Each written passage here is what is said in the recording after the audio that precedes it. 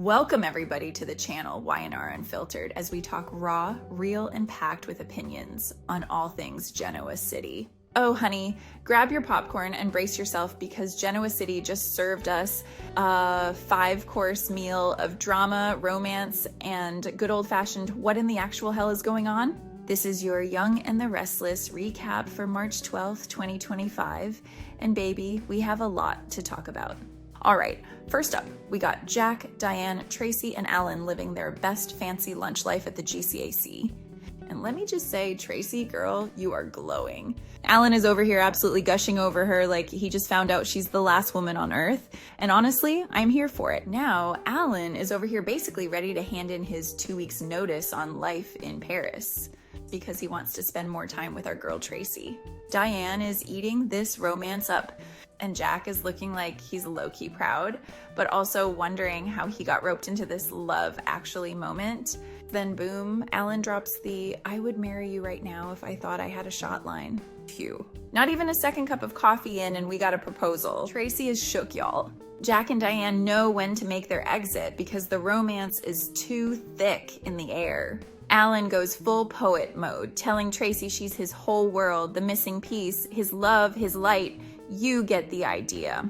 And guess what? Traci says yes. Ring or not, this woman is locking it down.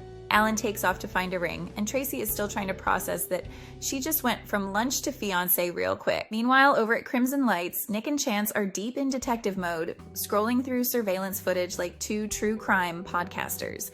Summer struts in, looking for answers, and Nick is all, "Supergirl, don't worry, we got this."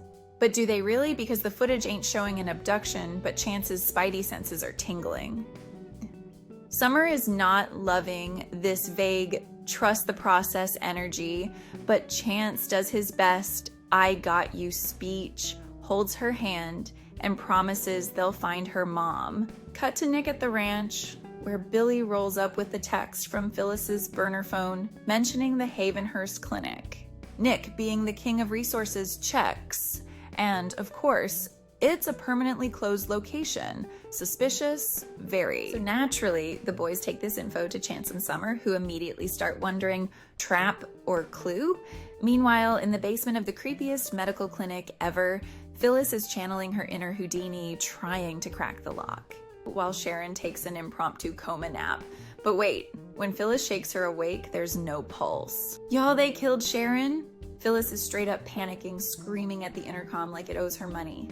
And then she finds a cryptic Valentine's note, because nothing says kidnapping like theme stationery, am I right? But our girl Phyllis doesn't have time for riddles. She jumps into action, does CPR, and bam! Sharon gasps back to life. Phyllis is all, "OMG, you were dead." And Sharon's like, "Yeah, thanks for that." Phyllis, of course, doesn't want a medal for saving her, but Sharon clocks the real tea. These two have saved each other more times than they'd like to admit.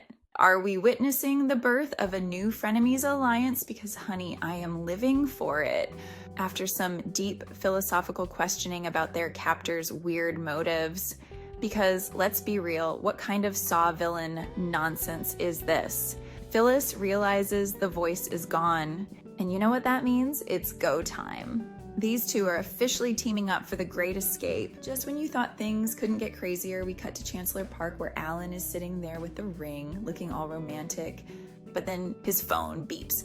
And what does he see? A live video feed of Sharon in captivity. What? Excuse me? Alan, sweetie, you got some explaining to do. That's where we leave it, folks. Alan is apparently mixed up in this madness. Phyllis and Sharon are plotting their escape, and Nick, Billy, and Chance are running around trying to put the pieces together. What does Alan really know? Will Supergirl finally get a win?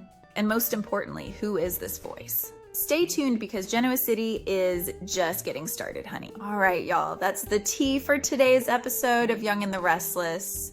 If you loved this recap, hit that like button, subscribe for more, and let me know in the comments, what is Alan's deal? Until next time, like, comment, and subscribe.